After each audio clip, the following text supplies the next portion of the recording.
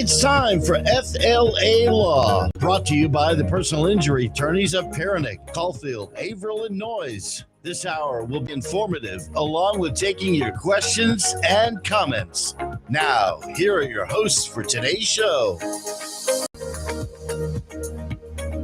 That's right. We are live in the WTAN studio with the FLA Law on the radio. Tonight, we are back with a special guest I have with me tonight, who's Zachariah Wade. He's a criminal defense lawyer, former prosecutor, and he is here live in the studio to answer questions with us tonight.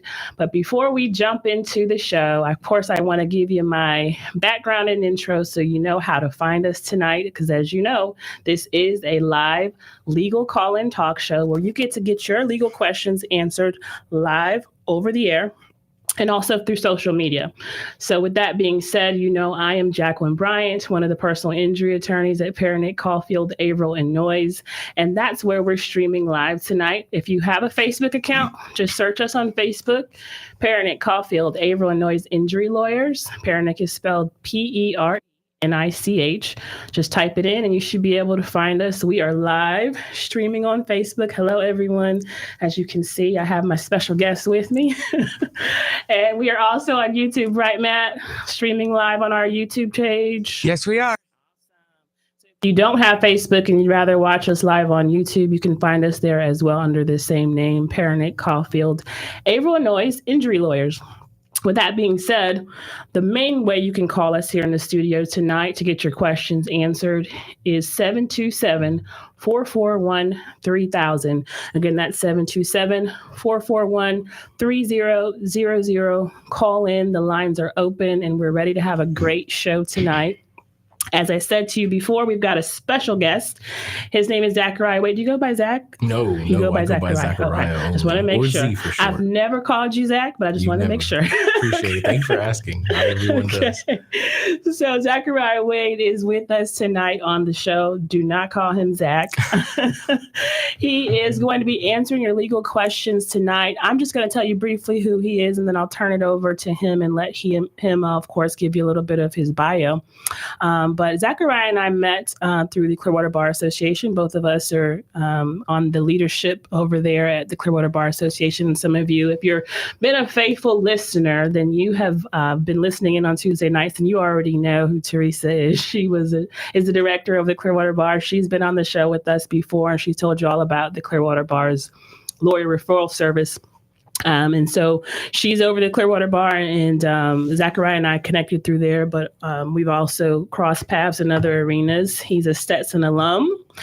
He and I both graduated from Stetson, and exactly. And he is also. Are you teaching still? Are you trial professor? No, I'm removed from teaching. You're not doing that anymore. Okay, perfect. Not permanently. But he is also a former trial team, #1 trial team in the nation alum from Stetson as well. So he's going to be an awesome resource for you tonight. I think it would be amazing for you all to call in with your questions, because he's going to give you his bio, which I think is unique, because I don't believe we've had any former prosecutors turned criminal defense lawyers on the show with us before. So he's got a unique perspective, and should be able to jump in and answer some questions for you tonight. So with that being said, Zachariah, tell us about yourself. Well, and where you work. Sure. Like you said, my name is Zachariah Wade. I am currently a criminal defense attorney with the law offices of Russo, Pelletier, and Sullivan. We practice exclusively here in Pinellas County, and we practice exclusively criminal defense. I'm 32. I am one of 7 children born and raised from here No in way. Central I'm one Florida. of 7 too. There we go. Shout out our moms. Yeah. Putting in the work, getting us all over 18. Yeah. Where was I? So I'm originally from Florida, Central Florida. I grew up around Orlando, Ocala, Plant City. I've got family everywhere. First in my family to go to college, I went to Florida A&M University. All right. In Tallahassee, Go the highest Rattlers. of 7 hills. Go Rattlers is right. I was a member of the incomparable Marching 100. I was on the drum line through college. That's so that awesome. was pretty awesome. After that, I just worked my way through law school, and here I am. Awesome. Okay, that's a great bio. I'm learning something here as I sit here. I didn't even know all that. So you said you work for Russo, Pelletier, and Sullivan, and I know Pelletier has to kill people because Yeah. I'm always spelling Perenich. So you and I have some solidarity there when it comes to French saying name our is not fur easy, names. right? Awesome. All right, great. So that tells us what you do and who you are and who you work for. But obviously, we want to give folks the opportunity to call in as well. So as we jump into some of these criminal law topics, I want to make sure you have the number is 727-441-3000. Now, obviously, Zachariah, I have never practiced criminal law, but a lot of times we do have clients call us and ask for referrals and things like that. And I feel like the number one criminal law referral case that comes to me is always DUI. Absolutely. But obviously, you can tell me what do you feel like is kind of the biggest practice area at your firm. But that's what I seem to see a lot, right? It's definitely DUIs. And I think that might be due in part to the fact that DUIs just by nature of that crime are numerous. They happen every single day. Yeah. So we handle those primarily, but obviously we handle other areas of crime as well. Coming from the state attorney's office has helped me to do that. So when I was a prosecutor, I focused on all levels of crime. Sure. To be candid, the only area of crime I didn't want to handle was anything dealing with children. That was just not my cup of tea.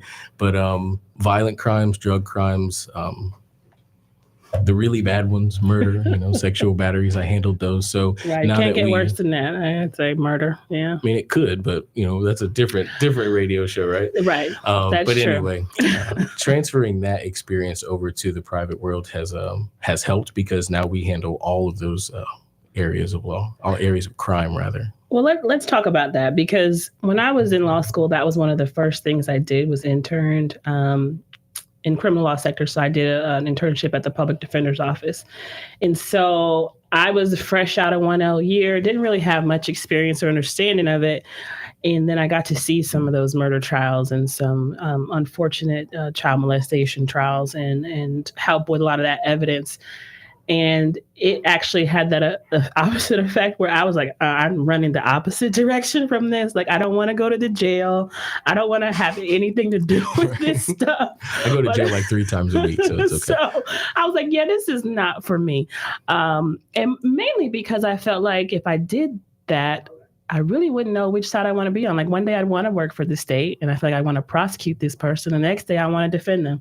So that was the conflict I had internally as an attorney. Like, I don't know if I could ever pick a side when it came to that.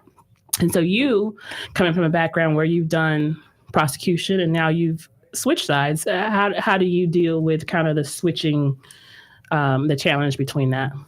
Well, it's definitely a shift in perspective. I want to back up for just a second and give context to my answer by explaining why I became a prosecutor. Of course. When I graduated from college was when we were coming into a really tumultuous period of time. We had a lot of unarmed Black men and women that were killed at the hands of law enforcement, and that really impacted me. And Sure. knowing that I wanted to be a lawyer, I decided to practice law in an area that would allow me to benefit that area with my perspective, but also do the job. Right. And so being a prosecutor, I recognized that we didn't have enough Black prosecutors. And I just wanted to fill that Absolutely. role and make sure that the job was done right, not with an agenda or a vendetta, but just to make sure that my perspective was part of the conversation as well in the prosecutor's office. And it was, and I had a great experience. When I left, it was a complete shell shock because I have befriended a lot of law enforcement officers and my best friends, which wasn't the case before. Sure. Right. So take that one fact and switch to and add the fact that now I'm practicing defense. There was a big mental shift in terms of prosecuting to defending someone who's accused of committing a crime, but also making sure that no matter which side of the V you're on, the rules are followed. And so in following the rules, I had to pay attention to all the little details, like make sure I don't stand up when the judge says state, all the little tiny things like that. I can see that. Yeah. But also to shed the prosecution mindset and not try to carry it with me and become a defense attorney, not a prosecutor who is now practicing defense. Right. Is that hard to do? Do you think, shedding that mindset? It was hard until I spoke to my first client, because when someone is facing potentially years of their life being taken away from them, away from their family, and they'll look you in your face and just have a conversation with you about it and ask for help. I think that was pretty immediate. It was like, okay, this is real too. There's it's a not shift, yeah. right. And I never thought that these weren't people on the prosecution side, but just being closer to it now, it was really easy to just jump in and start helping people immediately. Right. I think that criminal defense work is most akin to personal injury work as well. I think we have a similar dynamic with our clients in the sense that we are helping people that are in a position, sometimes due to no fault of their own, decisions, choices, things that can occur. And they just need help. They need some guidance and direction. So I do think that it's similar in that way. Now, do you feel, because I know a lot in my industry, a lot of insurance defense turned plaintiff PI lawyers feel like that's a benefit to them, actually, because they've been on the other side. They know how the case is going to be handled. They know how it's going to be viewed. And now they can use that in value to their clients. So do you feel like that's similar in the criminal side? Absolutely. Especially because each state attorney's office is going to operate just a little differently. And so when it comes from having worked in this office to now working outside of this office, I just understand. And so I guess that understanding is the beginning of everything. When you pick up the phone to call a prosecutor, you understand where they are in their process and what things they're looking for. It does make conversations go a lot smoother. Exactly. Good. So that you heard it here, folks. He has the intel. I know who to call. He knows what they're thinking over there. Now, with that being said, is there anything that surprised you or that you didn't expect when you made that switch over to defense? Yes. And the most surprising thing initially was got a call from someone who I actually prosecuted as a prosecutor. Wow. Called our office and asked if I would represent them in a new case, completely new allegation. Yeah. And I was thrown at first. I had to clarify that they knew exactly who they were speaking to. Yeah.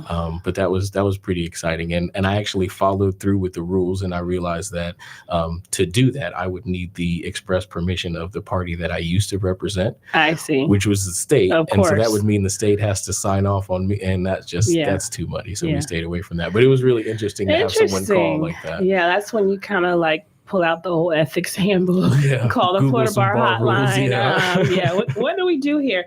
But that must mean that you were pretty impressive when you prosecuted that client. I mean, I don't know if I would want the person that prosecuted me to then represent me unless you're pretty effective. So I like to think that I worked hard and I was fair. Mm-hmm. We'll never know for sure. Something that didn't get to occur. So obviously we'll touch on some, what we think might be ethical challenges that we kind of see in some of these legal shows we watch. I want to touch on that in a little bit because whenever I'm watching some shows and I'm jumping ahead, but I feel like I want a criminal defense lawyer like next to me. So I can be like, is that how that really works? That doesn't happen in real life, right? It never happens like it does on TV ever. So let's talk about the real deal, though. So we're not talking about TV shows, the Netflix series. This is real life. And like you said, DUIs are kind of big and they're common. So I want to talk about that because I feel like, again, if I can direct people in the right direction and help you out when I'm making referrals or anything like that people are educated. We do this show as a public service to an extent, and we think that our listeners kind of want to know these things. So tell me, number one off my list, DUI, someone's getting pulled over.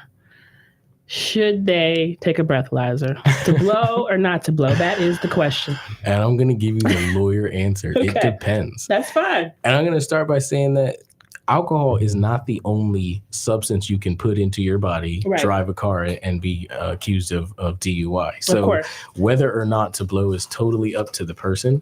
I think that that's situational. And if you're concerned, then just be concerned. Okay. But you have the choice. You can either blow or not. If you blow over 0.08, then you're over the limit. If you blow over 0.15, then you're in deeper water. Right. I want to stay away from telling people exactly what to do. I can tell you that if I had any concern that I wasn't supposed to be driving, I wouldn't. I would start there. I just want to say that former prosecutor, I was on the traffic homicide unit. Yeah, I've seen a lot of very graphic car accidents. So avoid it if you can. But if you're ever pulled over and you have a concern, you have the right to remain silent. And any exercise or test or task that you're asked to do is voluntary. So you should know that and make the best decision for you. I think that's excellent advice. So, and it's an excellent lawyer answer. Right. Every listener is like, no, we just want a yes or no. So to back up to that. So if, let's say I call you and I'm in that situation and I don't know what to do, and I decide I'm not going to do it because I'm not really sure. Maybe I did have a glass of wine. I'm not really sure. And I decide not to blow. What are the consequences of that? Well, if it's your first DUI, meaning you've never been arrested for DUI before in any state, and you refuse, your license is going to be suspended for a year. Got it. And what most people don't know is that you may still be able to drive. Florida does allow certain hardship licenses in certain situations. So typically what happens is if you are arrested and you refuse the breath test, your license is going to be suspended. However, for the first 10 days after your arrest, you have sort of a grace period where you can still drive for business purposes only. Okay. The reason for that is actually due process, because before the state just outright suspends your license, they'll give you an opportunity to challenge that. You can ask for a hearing. There's another option where you don't have to have the hearing, but it's that's where the spider web starts to expand there. Exactly. But the long and short of it is, if you refuse the breath test, your license will be suspended for a year. If it's your first DUI, 18 months. If it's your second. Got it. Wow. So that's actually more of a consequence than I expected if you opt out of giving that test. So let's say, like I said, in my hypothetical scenario, I'll use myself as an example. I did have a glass of wine, but I decided to go ahead and blow. And fortunately, I blew under 0.08. Do that mean I get to go home now? Unfortunately, no. And a lot of people are surprised by that because breath tests don't always happen on the street. Sometimes they do, but more often than not, they actually happen once you're actually taken to the jail. Okay. And to get to the jail, you're arrested, and you're already there. Right? They don't unarrest people. Gotcha. So if you get to the jail and you blow under, make sure that you let your attorney know that when you call them on the outside, but you're not going home. Okay. Got it. Good to know. So obviously these are excellent facts, and we're already getting into some really good information. If you are on Facebook, you can drop your comments in the chat. Feel free to ask a question there, YouTube as well. And then the lines are open. We're at 727-441-3000. Feel free to call in with your questions for Zachariah or myself. Going back to DUI. So I've seen, different things online, and different attorneys have said various things about what you should or shouldn't say. You got pulled over, you see the red and blue behind you. Should you just immediately shut up and not say anything? Like, how much should you say and shouldn't you say? I'm being quiet. And that's because you have the right to remain silent. But what's more is that if a law enforcement officer is suspicious that you might have been drinking or smoking or doing any one of those things before driving, they are taught to look for signs of impairment. Right. Things like your eyes, are they red? Are they white? Are they open? Are they closed? But they also look for odor. Sometimes the odor of burnt marijuana can come out of your mouth. Sometimes the odor of consumed alcohol can come out of your mouth. And if you start speaking, that's typically when that happens. So you have all of these choices and all these considerations to make, but you don't have to say anything. You have the right to remain silent. Got it. So that applies to a pullover. If you get pulled over, you have the right to remain silent. Good to know. All right. So let me ask you this. I was a little confused, and I'm going to be honest, when I studied for the bar, I learned what I needed to learn criminal law to pass the test. And then when I went home that night after the second day and I put my head on the pillow, I'm pretty sure everything left my brain at that point. So a lot of these things I'm asking you is because I honestly don't know the answer. Sure. Need help. So when it comes to marijuana, obviously it's a big issue. Some states are legal. Some states have medical use. So the smell, the odor, that to me is a little bit gray for me. So what does that mean if, let's say, the officer walks up to the car and there's obviously a odor of marijuana? What does that mean? What latitude does that give the officer? Well, on the threshold, it probably means that you're going to be asked to get out of the vehicle. Okay. And they're probably going to search it. Probable cause searches are a thing. And if a law enforcement officer smells what he believes to be an illegal drug, he can search that vehicle for it. I think some of the, like you said, the gray area might come into play when you have someone who has their card. Because what's to say that, yes, you may be smelling it, but I might be allowed to have it. Right. They're still allowed to search. And the logic behind that is, how do they know based on the odor alone that what they're smelling was bought at a dispensary, that it's in its actual container, that it's not actually being rolled up in the car, that kind of thing. So they can still search. I will say that in my experience. And they don't need your consent for that, right? Oh, correct. They do not know. No, that's one of those step out of the vehicle moments. Yeah. And I will say that law enforcement has they have a very specific job when it comes to noting what they smell, because there have been cases where judges in this circuit have really laid into officers who swore under oath that they smelled marijuana, and they could specify whether it was burnt or not, but none was found in the car. Right. And so the onus is on law enforcement as well to get that right. Right. And so that's the part that's so confusing to me. So again, I'm using myself as the hypothetical defendant. And it's, if there's nothing found in the vehicle, is it now my word against the officer? Did you smell it? I didn't smell anything, but he smelled something or she smelled something. How does that work? It is your word against the officers. Okay. And that's one of the reasons that I think body cams have become so prevalent, is because police are people. And I'm not going to say that they lie, but sometimes they remember things differently and they get things wrong too. So the benefit when it comes to a he said versus she said situation is that hopefully we have some type of footage or some type of record of what actually happened. But it is unfair to act like that is not the situation in a lot of cases, where it's just their word against yours and you're the one who was taken to jail. That absolutely happens. Got it. So then we tell our clients different things. So when we get clients who've just been hit, someone's rear-ended them, T-boned them, they're confused, they're frustrated, the cops are on the way, they don't know what to do, what to say, what not to do. We tell clients, it's okay if you want to call us from the scene, and that way we can kind of give you some advice.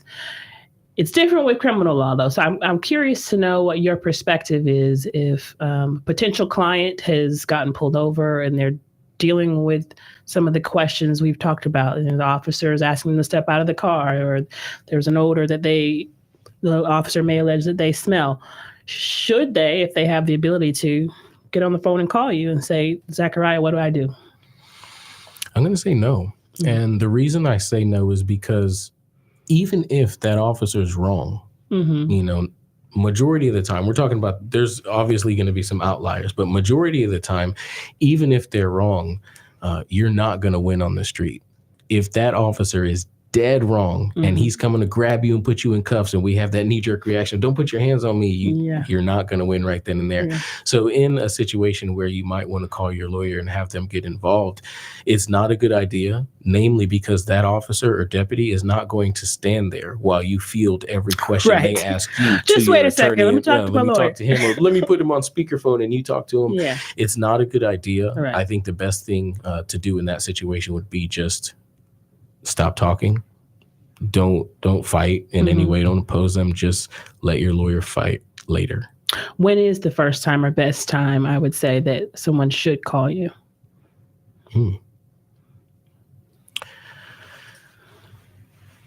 That's a great question. I mean, obviously when you get out of jail, but I'm just racking my brain. I can picture situations where one person is being arrested, but someone else with them would call an attorney, and I don't see any problem with that. So that would be great. That would be ideal, because then if there are any questions in terms of finding a bondsman or getting out or filing a motion to get you out, anything, that can start immediately. Okay, good to know. Awesome. So I think that brings us to a good point. Take a quick break. I have learned a lot already, Zachariah, things that kind of have been refreshed from my law school days. So I hope this is obviously getting out some good information to our listeners, those who may have found themselves in similar situations, or in the future, this could be helpful for them. So we are going to take a quick break. The lines are open. The number is 727-441-3000. We are here with attorney Zachariah Wade, who is answering your questions on criminal law. We will be back shortly right after this break.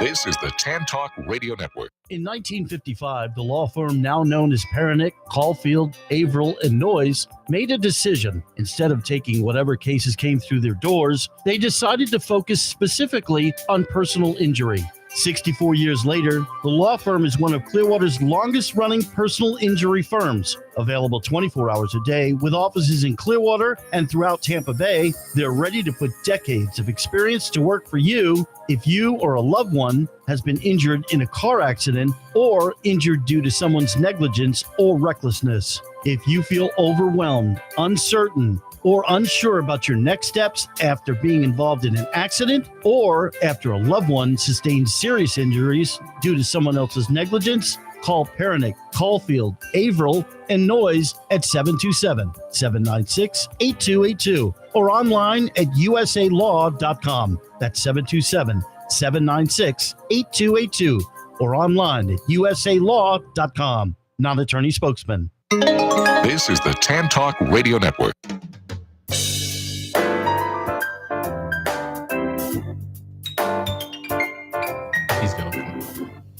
And we are back live here in the studio with attorney Zachariah Wade. He is our criminal defense lawyer answering questions about criminal law. As you know, my name is Jacqueline Bryant. I'm one of the injury lawyers at Perenich, Caulfield, Avril, and Noyes. And if you've been listening, you know this is FLA Law on the radio. It's our live legal call-in talk show. Make sure you call in tonight with your questions. We are here in the studio. Zachariah is ready to field your questions. If you don't want to hear your voice over the air, you can leave your comments in the chat box on Facebook. And of course, I will read those over the air to him and get those answers to you. Of course, if you have an injury-related question as well, I'm still here. I can still answer those questions for you also. If you were chomping at the bit from something last week and you're like, oh, I thought we were going to talk about injury, it's okay. I can still answer that today as well. Feel free to call in with those questions also. But with that being said, we were talking about DUIs just before the break, and I want to talk about a new issue that I've seen obviously pop up. As of July 1st, the laws have changed, I believe, when it comes to permitless carry in the state of Florida. I think there's a lot of confusion about that as far as what it means, what it doesn't mean, and I think a lot of people are concerned, like, what does this mean? Are we like the Wild Wild West now here in the state of Florida? Everybody's just going to be walking around with guns. So I figured it'd be good to have you kind of touch on that and tell us a little bit about what that actually means. So does that mean what I said? Like you can just walk around with your gun? No, absolutely not. Florida is wild, but it's not the Wild Wild West. You got that right. I mean, if you look into Florida history and you look up what was going down in the Keys about 30, 40 years ago, it's wild, but we're just not out west. Okay. But the answer to your question is permitless carry is not open carry. Okay. You have some open carry states, such as I think Arizona, some states out west, where you can just freely have a firearm on your hip, on a sling, just on your person. Mm-hmm. And open means visible to someone other than yourself, that they can see it. It's not, there's no shirt over it. It's not under your jacket. And so what Florida has done is change the law to allow anyone who would typically qualify for a concealed weapons permit to carry a firearm concealed, not open, without one. And so that means if you're 21, a Florida resident. I was just about to ask. So what are the qualifications? You have to be a resident, but 21 and not a convicted felon. Bingo. That's what that means. But there are still people in the state who have a concealed weapons permit. Mm-hmm. And so one of the benefits to still having it or getting one, because you can still do that too, is purchasing firearms. There's typically a waiting period. There's a hold. If you have your concealed weapons permit, you typically don't have to wait. Things like going to a gun show, you can buy the firearm right there. Got it. And typically take it home with you. But it does not mean open carry at all. So you still see a benefit in then going to get your concealed weapons permit then? I do. I see the most benefit in owning a firearm. I would definitely encourage everyone. Post about that not too long ago. I did, and it said carry, and then I went back and edited it and it said train, because like I said, the only requirements are being 21 or older and you don't have a felony. You can't identify a felon by sight, but you can estimate a person who's 21. And I'll say that this is the wild Florida, so even people who are under 21, sure, you would not be unreasonable to operate under the assumption that everyone is armed, right, but concealed. Got it. So then, I guess, so that I can clarify and understand the situation that has really changed. What has this really changed then? If it's not open carry, you still can't be a felon and have it. What does it effectively change then? I think immediately just people's access to a firearm on a daily basis. What has it changed in a protracted sense? I'm not sure I can answer that right now, because I think the biggest metric that people look at when you have a change in gun law is crime stats. Have gun crimes gone up or gone down? There are some people who believe that now folks are just going to be shooting for anything at every stoplight, but you also have people who believe that an armed society is a polite society and that people are going to be less inclined to start a ruckus if they think that other person is armed. You assume that person might be armed, right? So immediately, I'm not sure that there is much of a difference, because I think that a lot of people who might have been carrying without a permit already, their life hasn't changed. But what happens between two people who are now permitlessly carrying, I guess that remains to be seen. Right. Okay. So a person like myself who has never taken the class or done the training, I'll take that back. I took a class and all I had to do was like shoot into a barrel. That was it. I didn't have to really do any specific training on how to use a gun. But I never took the next step to go and actually get the license completed. But for someone like myself, who's obviously over 21, I'm not a felon, I don't necessarily need to take that step now and get the permit that I can carry and within the law and be legal, right? Yeah, it's something that I would liken to alcohol, because if you're over 21, it's available to you. How you use it is completely up to you, and you are responsible for the consequences of what comes of that. So right. So then what were the consequences? Like, I'm quizzing you now. No, so before, if you didn't have a permit and you were carrying and maybe got into some sort of an altercation and brandished your weapon, what kind of offense would that be? If the other person had a reasonable fear that their life was in danger, aggravated assault, that's a 3rd-degree felony. And even with a concealed weapons permit, or even under the circumstances that we have now where you don't need the permit, you can still pull a gun on somebody and go to jail for it. Just because you're allowed to have it doesn't mean you get to just wave it around like really? A coupon at the checkout line. So I think that's what people are afraid of. Like, I think that was the general fear coming out of this law. People are like, oh no, people are just going to be, waving guns and just carrying them around, and there'd be no. Yeah, but the problem impact. is that, sort of taking a left, but sure, go ahead. Criminals don't follow the law, and that's always the response. True. But that's true. If I'm going to follow the law and let's say hypothetically relinquish my firearm, but the guy who never followed the law anyway isn't going to do that with his, I'm not doing that. So. Right. So do you still need a background check in order to purchase a gun, right? Yes. I don't think this law changes any of that requirement. No, this law only changes how you can carry it on your person as you go about your daily business. Got it. Understood. That makes perfect sense. So those of you out there who had questions about that, or you're curious about carrying a firearm or the permit or how it may have criminal implications, feel free to give us a call. Obviously, the number again is 441-3000. We are still on Facebook Live and YouTube. So if you have any questions about that, feel free to call in. Of course, you can always circle back to some of the DUI questions that we touched on earlier. Again, any type of criminal law question, we can definitely tackle. So I wanted to touch on a couple of things, just kind of lighten up the mood here, because I know legal shows are kind of popular these days. You've got, anything from Suits to Lincoln Lawyer, and there's so many out there. So I want to know what legal show are you watching these days, and that you like? What's your favorite? I will always be a fan of Law and Order. And into like the first 3 minutes where you find out it's an episode you've already seen and then you turn it off. Because I'm pretty sure I've seen all of them. But I will always speak highly of a show called The Night Of on HBO. Okay. It completely changed my perspective about crime shows because I can't stand them. I'm a lawyer. I always point out, Sure. especially with criminal law, not just any type of law, but I can't stand it. I feel you on that one. But The Night Of was great, so I would recommend. What is that watching about? I've actually not seen it. So it's on HBO. I'll try to tell what it's about without spoiling it for anyone who wants to watch. But it's about a young guy who is kind of nerdy. He lives in New York, and he doesn't really have a life. Mm-hmm. On one night, he commandeers his father's taxi and decides to go out to a party. But because it's a taxi, he ends up coming into contact with someone who thinks it's a taxi. Gotcha. They have a night together. She ends up dead. He's seen leaving her house the next morning. And the best part about the show, what really makes it interesting, is that you never know whether or not he actually killed her.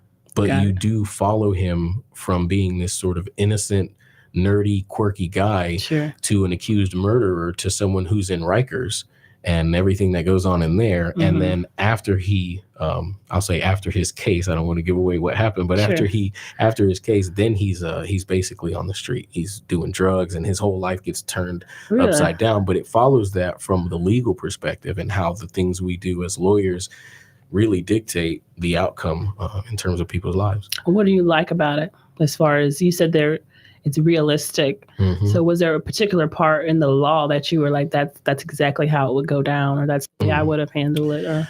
Well, he had an unorthodox attorney, and I wouldn't say that I'm unorthodox, but his attorney was unorthodox in his work ethic, and I would say, I like to think that. But probably what sticks out to me the most about this show is not anything that resonates with me personally. It's a reminder, because this show is about a guy who, again, you don't know whether or not he does it, but he's so innocent that you just believe, no way, he killed her. Yeah. And so it's a visual representation of what can go wrong when the lawyers don't do right. I see. Right. And not that that's what happened in the show, but that's why I remember it, because this guy on the show got railroaded. And it's just a reminder. That sounds like a good show. It is. Get your popcorn out. But then I don't like that you said there's a cliffhanger. You never really know. So that's literally the end. There's no season 2. Fortunately, HBO tagged them and let's get on that. There's no follow-up. It's just a great show that ended. Wow. I hate shows like that. I want to know what's going on.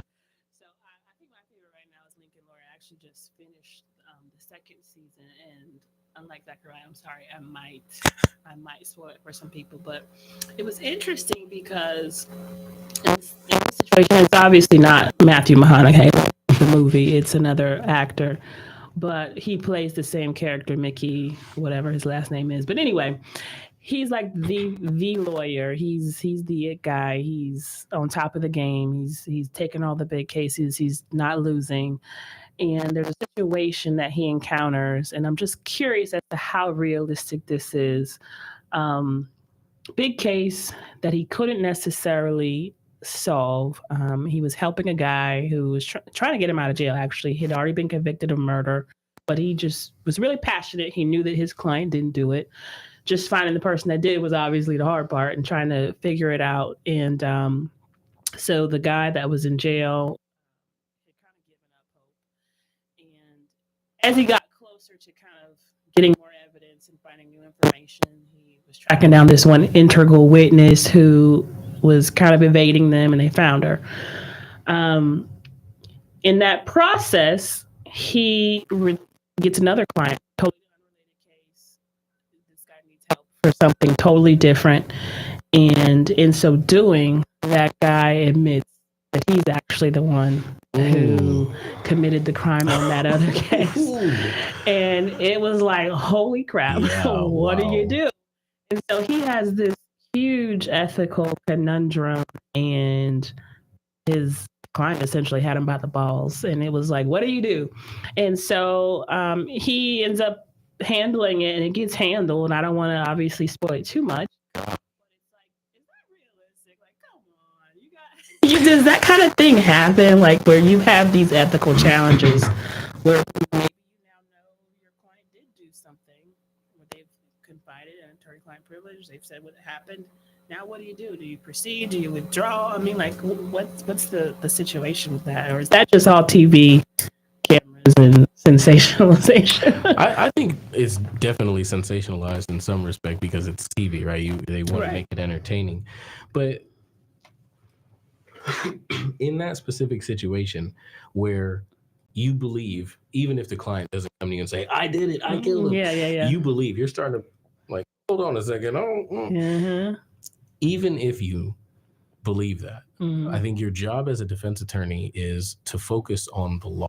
And what the law requires, let's say in a trial setting, is proof beyond all reasonable doubt. And your job as a defense attorney is not, if you have a belief, I guess, that your client is guilty. If you're going to move forward, then your job is not to prove their innocence. Your job is to make sure that if the worst should happen and they end up convicted of that crime, that the prosecutor was held to their burden and that they had to do it the right way. There were no shortcuts. There was no assumptions. There wasn't any stone that was left unturned before you have to look at that same client and say, well, now I've got bad news. Exactly.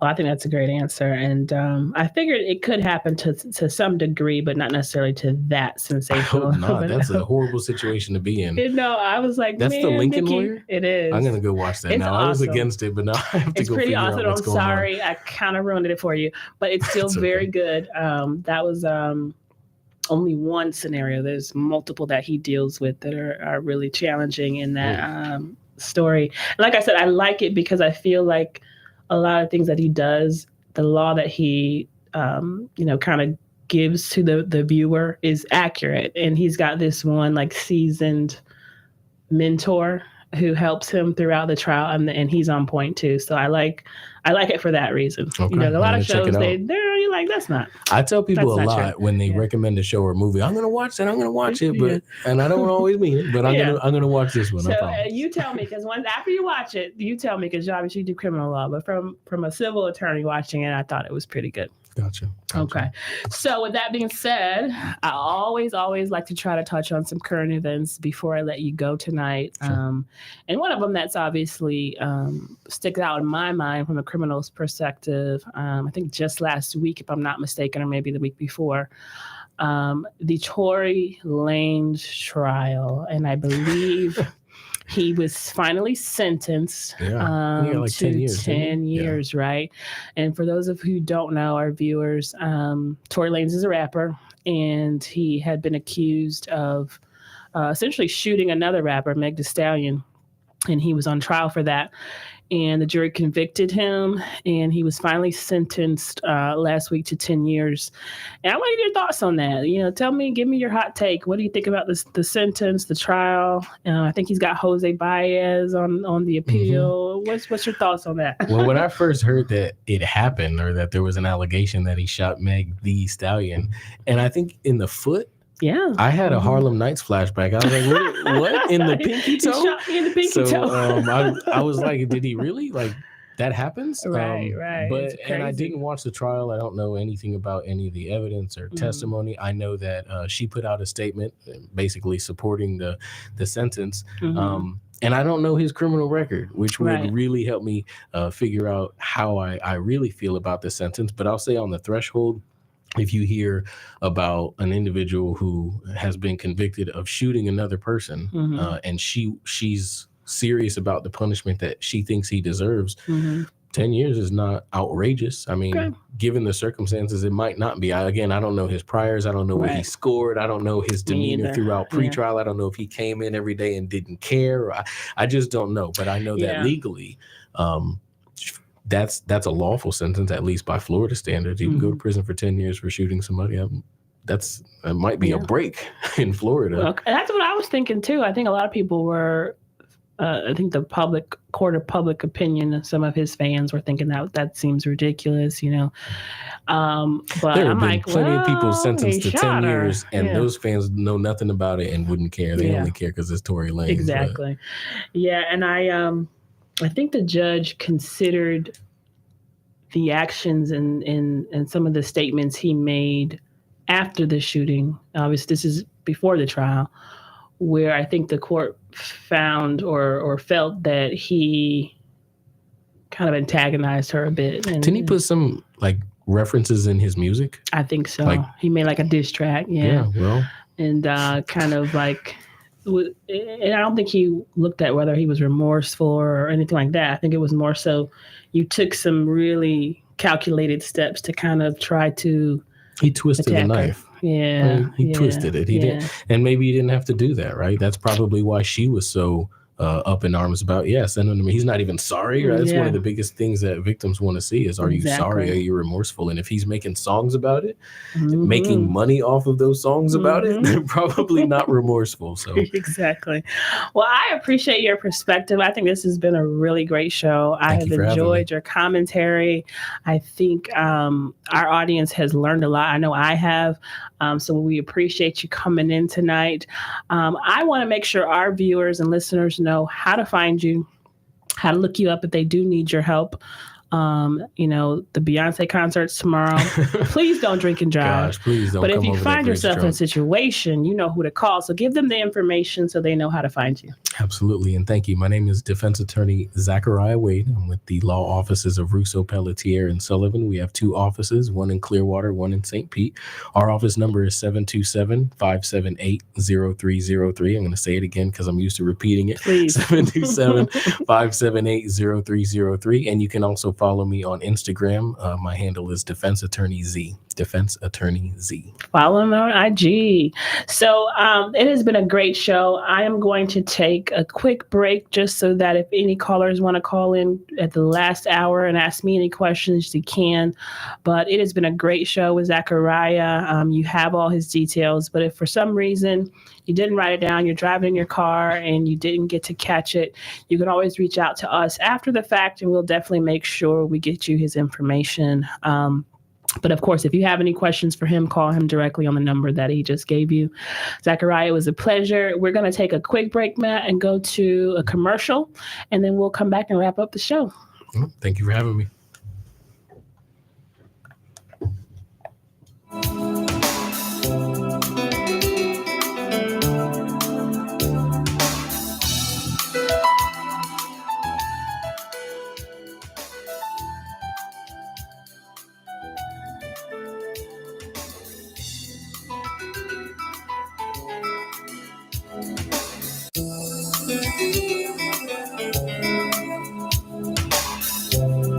In 1955, the law firm now known as Perenich, Caulfield, Avril, and Noyes made a decision. Instead of taking whatever cases came through their doors, they decided to focus specifically on personal injury. 64 years later, the law firm is one of Clearwater's longest-running personal injury firms. Available 24 hours a day with offices in Clearwater and throughout Tampa Bay, they're ready to put decades of experience to work for you if you or a loved one has been injured in a car accident or injured due to someone's negligence or recklessness. If you feel overwhelmed, uncertain, or unsure about your next steps after being involved in an accident or after a loved one sustained serious injuries due to someone else's negligence, call Perenich, Caulfield, Avril, and Noyes at 727-796-8282 or online at usalaw.com. That's 727-796-8282 or online at usalaw.com. Non-attorney spokesman.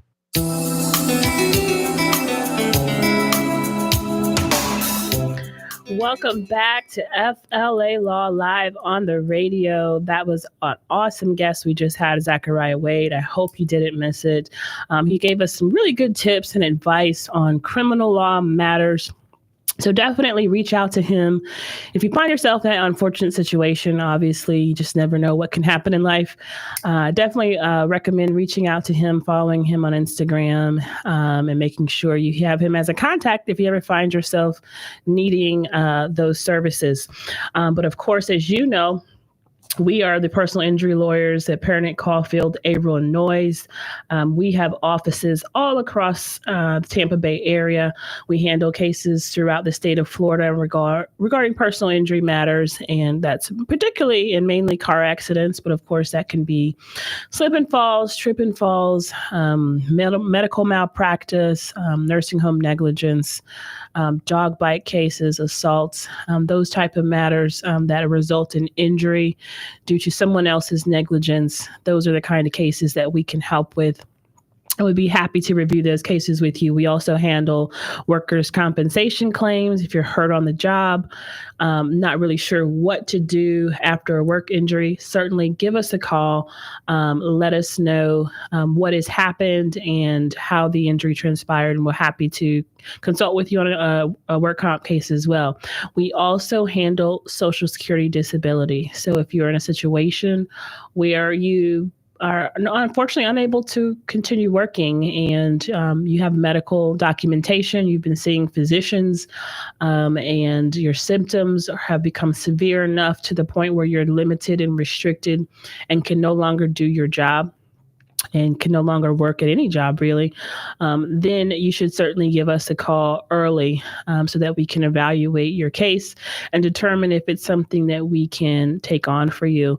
I always tell people, it doesn't matter what the situation is, even if you're unsure if you have a claim, if you've fallen or you've been hurt or you've been in a car accident, you've been injured, and you're not responsible in your opinion, you don't feel that you are the one that caused it and you believe another party's negligence caused it, it doesn't hurt to get an evaluation. That's what we're here for. That's the kind of cases that we take. Of course, you can find us at voiceoftheinjured.com. That is our website. We are all on the socials as well. Perenich, Caulfield, Avril, and Noyes Injury Lawyers. That's Facebook. Instagram is voiceoftheinjured_.com.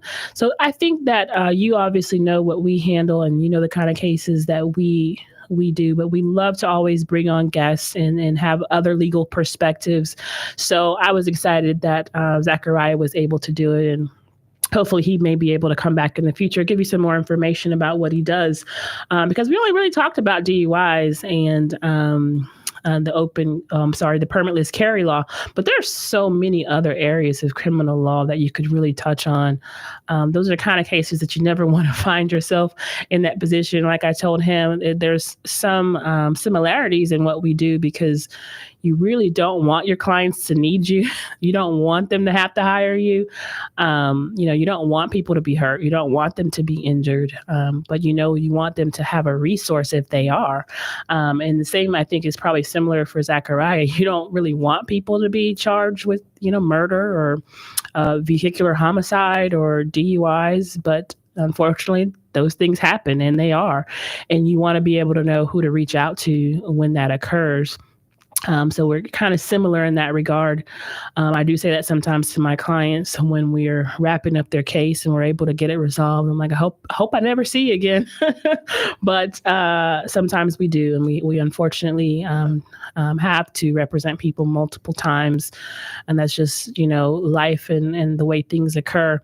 My partner, Matthew Noyes, will say, you could be the safest driver on the road, but it doesn't mean you won't get in an accident because it's about the other people that are driving around you. So, of course, we touched on it very briefly, but we know there's a big show in town tomorrow over in Tampa. There'll be a lot of traffic. There may be people who are drinking. We encourage you to be very, very safe if you find yourself going across the Howard Franklin or the bridges heading over to Tampa to see that show. There'll be people from out of town that aren't familiar with the area. Just be careful, be vigilant. But if you find yourself being hurt or injured as a result of some of that traffic in the Tampa Bay area due to the concert coming to town with Beyonce, give us a call. If you get hurt, you get injured, and there's some sort of an accident after that, you can certainly reach us at 727-796-8282. Thank you for tuning in, as always, at FLA Law on the radio. We'll see you next week, Tuesday at 5 o'clock.